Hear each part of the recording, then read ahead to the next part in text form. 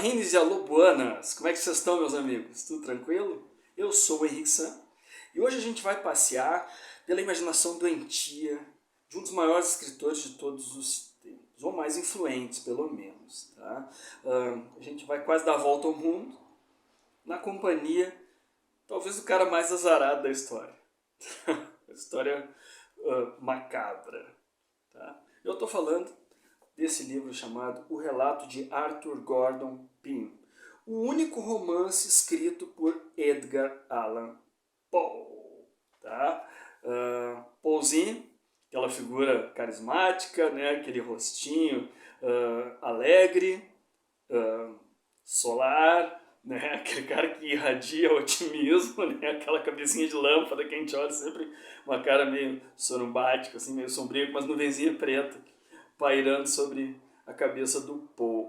Tá? O Poe, a gente sabe, ele nasceu em 1809, morreu em 1849, numa situação assim, muito enigmática até hoje, muito mal explicada ou não explicada, né? Ele simplesmente apareceu, ele foi fazer uma viagem e apareceu no lugar lá onde ele ia, não sei se foi Baltimore, depois se eu estiver errado a gente se corrige. Completamente desorientado, vestindo umas roupas que não eram dele, levaram para o hospital e o cara não resistiu. Tá? Então o Edgar Allan Poe, ele é um mestre do conto, muito ligado a essas histórias de terror. Ele é considerado o criador das histórias de mistério, né? Ele escreveu contos assim, o Poema do Corvo, Dispensa Apresentações, Barril de Amontilado, A Queda da Casa de Usher, que agora está numa minissérie aí da Netflix, né, que eu achei bem ruim, para falar a verdade. Tá? E ele é um arroz de festa literária. Né? Falou do Poe, todo mundo desmaia de emoção. É a galerinha que gosta aí desse tipo de literatura.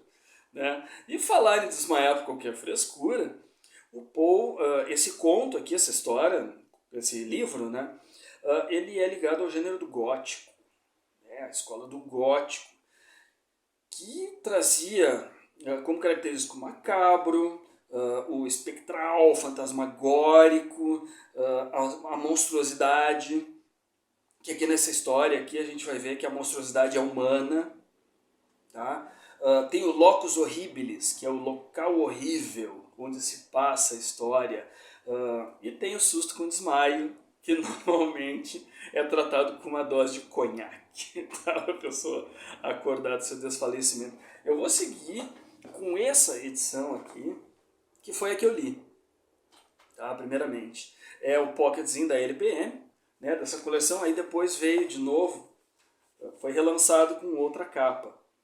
Tá? E aqui eu volto a ressaltar a importância que esses livrinhos aqui, os pockets da LPM, tiveram para minha formação, né?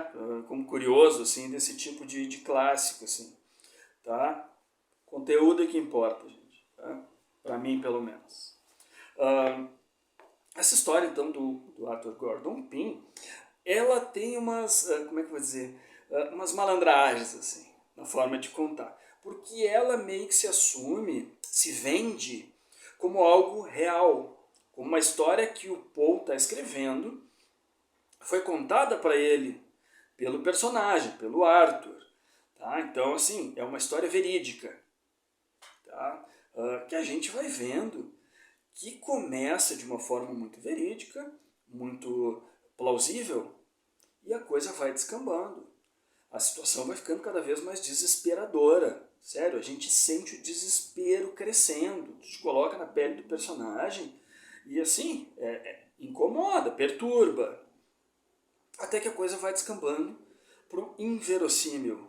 Tu começa a te perguntar se tá, mas até que ponto isso aqui é verossímil, e começa a ir para um lado mais fantasioso. Mas ainda assim, meio fantasmagórico, meio macabro, misterioso e tal. Tá? Pô, inclusive, a gente tem dois contos do Machado de Assis, que é O Esqueleto e Sem Olhos, tá? Que eu recomendo para todo mundo ler aí, com essa inspiração, assim, com essa tendência do gótico.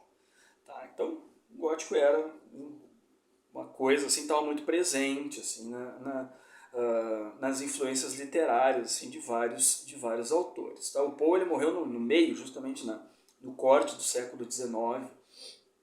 E, meu Deus, todo mundo foi influenciado pelo Poe. Eu acho que é um pouquinho de exagero até, mas algumas coisas dá para reconhecer. Tá? A gente vai falar de outras obras dele mais adiante, não vou me alongar muito, porque a gente quer contar a história do Arthur Gordon Pym, que é um cara, um americano, que ele e o amigo dele, numa noite, tomam um foguete e resolvem ter aquelas ideias de bêbado. Né? Eles se metem num barquinho e tal, e se perdem e tal. Se perdem e algo, né? Uma experiência que traria um horror e um medo completo assim, de navegar do mar para ele dar vontade dele embarcar, literalmente, numa aventura com um amigo dele, que é o Augusto, e ele entra de clandestino num navio baleeiro. E aí, por causa dessa história do navio baleeiro, eu acredito, e pelos lugares onde o navio passa, dizem que esse romance influenciou Moby Dick. Tá? Eu já acho que é mais pela ambientação, assim, tal. Só que é o seguinte, vamos lembrar que os navios baleeiros eles eram muito comuns na época, porque o óleo de baleia, principalmente, ele era fundamental para a iluminação das cidades vitorianas até um determinado momento. Aqui em Porto Alegre, na minha cidade, nessa época, 1830 e poucos, as ruas, as poucas ruas que eram iluminadas, né, à noite eram iluminadas com óleo de baleia. Tá? Então era uma, vamos dizer assim, fazia parte da economia mundial. E ele embarca nesse baleia, entra numa caixa lá, e só que a coisa começa a ficar sinistra, porque é meio claustrofóbico, ele passa dias sem saber nada do que está acontecendo, até que Augusto vai lá e diz, tá rolando um motim. E aí a coisa começa a ficar sinistra. Ou seja, antes a gente tinha o horror dele fechado numa caixa, agora ele está numa situação de violência, boa parte da tripulação é assassinada. Não sei se eu posso falar essa palavra aqui ou se eu vou ser eu que vou ser bloqueado. Mas enfim, eu vou aprendendo com o passar do tempo, tá, gente? Eles conseguem se desvencilhar disso, acontece um naufrágio, eles ficam à deriva, eles e mais dois companheiros, e aí a coisa começa a piorar consideravelmente, tá? Porque começa a bater fome, aquela fome insuportável, que tu tem que fazer escolhas de vida ou morte. Eles tiram no palitinho, e basta dizer que um deles, a história dele não termina da forma mais agradável, assim, por assim dizer. E aí eles estão, tem outra passagem que é muito interessante, que eles estão nesse barquinho deles à deriva e eles passam por um navio. Não sei se é um brigue ou um outro tipo de navio da época. E, cara, parece que tem gente lá, né, em cima do navio, lá em cima, num convés ou tombadilho. Aí me fogem os termos náuticos corretos. E eles vão até lá e descobrem que realmente é um navio holandês. Só que ninguém lá está vivo. Tá? E aí, claro que lembra a lenda do holandês voador, navio fantasma, né? Pô, tinha uma sacada, sagaz, o rapazinho era sagaz, pôzinho. Quando ele estava sóbrio, que não era muito frequente. E, cara, aí tem essa situação que é desesperadora, né? Imagina tu encontrar um navio de cadáveres.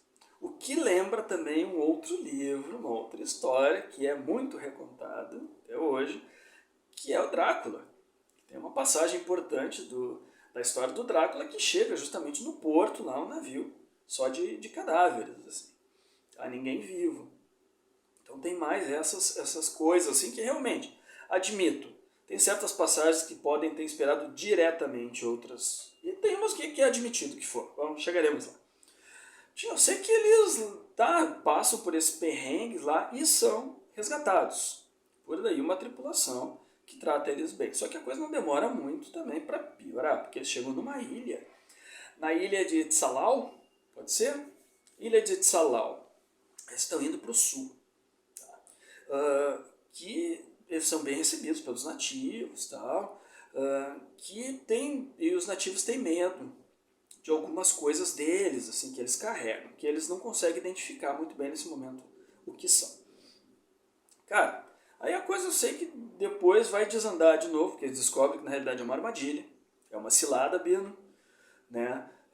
E conseguem de novo fugir, se desvencilhar desses caras, e vão indo cada vez mais para o sul.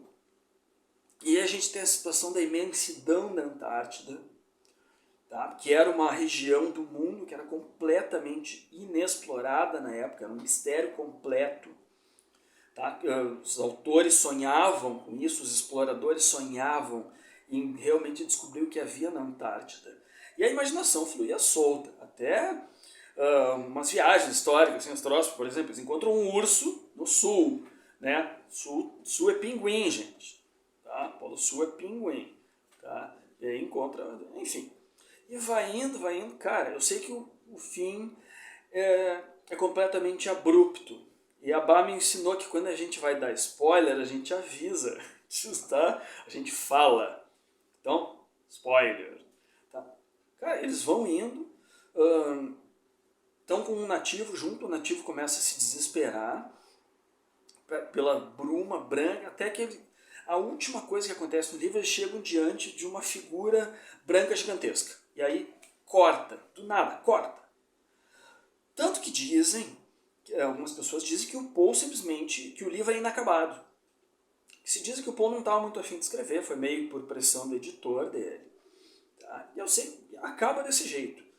Minha opinião, que vocês não pediram, mas eu vou dar, é que ele queria terminar desse jeito mesmo.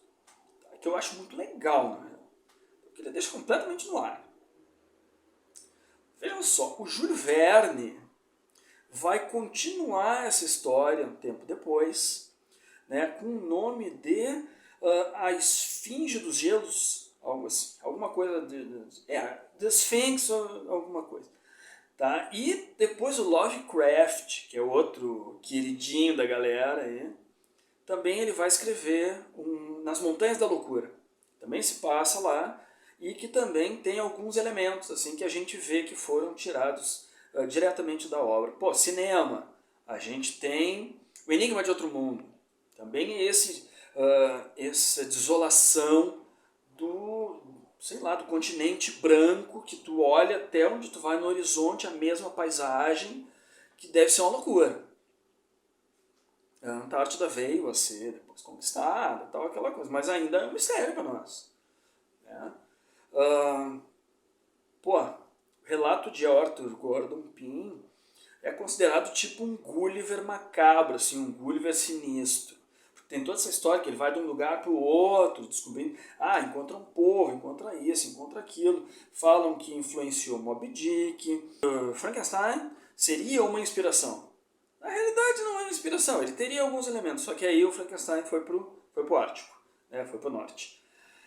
Tá, então essa é a história do Arthur Gordon Pym, que eu recomendo a todos que leiam. O livro é um livro curto, tá? Que, cara, uma leitura muito gostosa, porque o Poe ele era muito conciso.